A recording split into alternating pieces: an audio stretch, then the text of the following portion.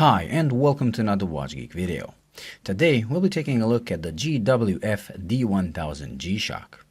Recently I reviewed the GWN-Q1000 Gulfmaster and the GPRB-1000 Rangeman. Both of these watches are powerhouses of features and functions and put this watch to shame. But if you look at pricing, you will see that despite the obvious lack of functions on this compared to the other two, this is actually more expensive. Now the reason for that is that this is a Frogman. If you're a G-Shock lover and collector, you just got your explanation, as the Frogman name needs no clarification. But for those of you who are new to this hobby, allow me to explain. The Frogman was first introduced in 1993 as the DW6300. It featured a stainless steel case with a screw-in caseback, which back then wasn't something special, as almost all G-Shocks were constructed in that way. What made it unique was this asymmetrical design where the watch is moved up your wrist and away from your hand to allow free wrist movement. But not even that was the main feature of that watch. It was the fact it was the only ISO certified diver's watch within the G-Shock line. That is what made it one-of-a-kind G-Shock. What I believe made it legendary over the years and different generations is the fact Casio stayed true to this formula with each new generation. So all Frogman models since have featured the asymmetrical design, ISO certification, and were all made of metal screwback case with a resin protective bezel. This metal screwback construction may not have been so unique in 1993 when the first generation was introduced, but it became unique with all other generations when Casio switched to making all G-Shock cases out of resin instead of steel, while Frogman kept being made out of steel or titanium, depending on the generation. All this has made the Frogman every G-Shock collector's must-have, which has driven prices of these watches up to levels unheard of for a G-Shock. Today, with the MRG line, G-Shock is pushing into the luxury market, but before that, it was the Frogman that was a true luxury G-Shock. Just Google Ruby Frogman to see what I mean. But don't think this value is based on reputation and name only. Because of its screwback design, it is enough to hold one in your hands to get blown away by the fit and finish, not to mention the incredible feeling of solidity that makes all the regular G-Shocks feel like plastic toys. And this premium feel is the same with this newest generation. So yes, the new Rangeman and Gulfmaster might be better when it comes to functions, but this thing blows them away with its construction. On this, Casio really upped the game. So not only does it feature the beautiful DLC-coated stainless steel case, but the front features an extra thick sapphire crystal. And the strap is made of carbon fiber insert to stop it from breaking. Like all that wasn't enough, the watch features rods instead of spring bars. And these rods go through a single massive lug, making the strap attachment one of the strongest ever put on a watch. I really feel like this is the toughest G-Shock Casio has ever built. The shape is the traditional Frogman style, but looks kinda modern and unique at the same time.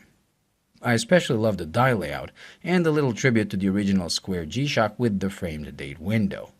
It's a nice touch and it makes me smile every time. When it comes to functions, this is a triple sensor solar atomic G-Shock.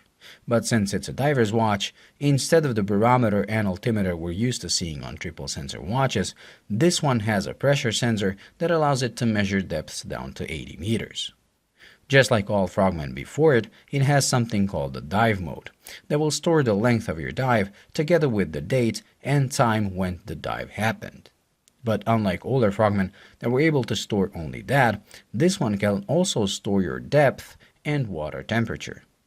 Also, unlike other older Frogmans where you had to manually start the dive timer, this watch will start it automatically after you dive deeper than 1 meter, and will also stop automatically after you surface. You just have to be within the dive mode, which you enter by pressing and holding the mode button for a couple of seconds. Also, once you're in the dive mode and surfacing out, the watch will sense and warn you by beeping if your ascent is too fast.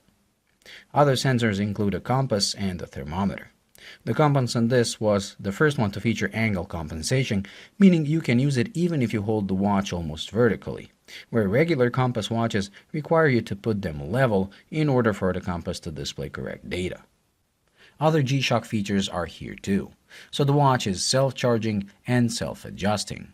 It comes with 5 alarms, a world time function with 31 time zones and 48 cities, a 100-hour stopwatch that can measure down to 1/100th of a second, a 24-hour countdown timer settable down to a minute, and tide graph and moon phase data.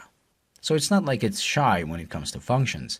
It's just a shame they didn't make it a quad sensor and included a barometer and altimeter like they did on the Gulfmaster, as barometer is one of the most useful functions in everyday life since it can help you predict oncoming bad weather.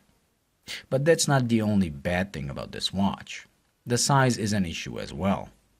Frogmen were always pretty big, but this is on a completely new level.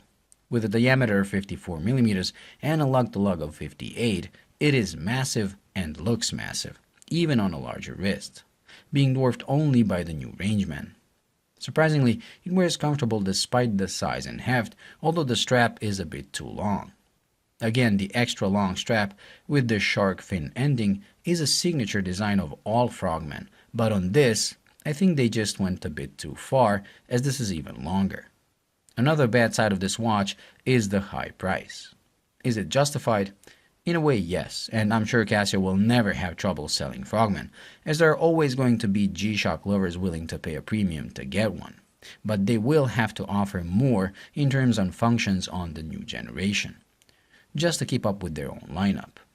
I do hope Casio makes the next generation quad sensor, and although that is something I'm not sure will happen, I'm almost 100% sure the next Frogman will be Bluetooth enabled to allow for dive logs to be uploaded to your phone.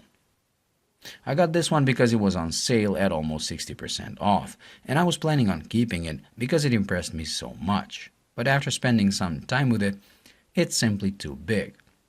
So I decided to let it go. But not before I got bit by the Frogman bug, so I ended up getting this, the GW-200, which is smaller and fits my wrist better, plus the colors on this Z version are very similar to the original DW-6300 from 1993. I did change the strap to this yellow one to make it pop a bit more and to pay a tribute to my channel colors in a way. I have to admit I'm loving it, and I'm thinking about getting the 8250 series next. That is how strong this Frogman obsession can become overnight, so be careful when handling one, as you might get infected pretty easily as well. If you have very large wrists, I recommend the new one, as it's just a better watch than any other Frogman before it. But if you find it too big, don't worry, there are other Frogman options out there. Well, this completes this week's review, so thank you for watching. I hope you enjoyed and found it useful. If you did, please like and subscribe by pressing this button right here, and until the next video, bye.